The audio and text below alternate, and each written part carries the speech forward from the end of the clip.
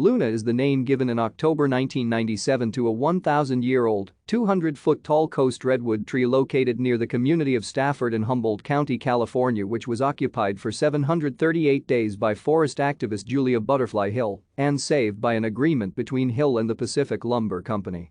The tree was vandalized about a year after the agreement but was repaired and survived.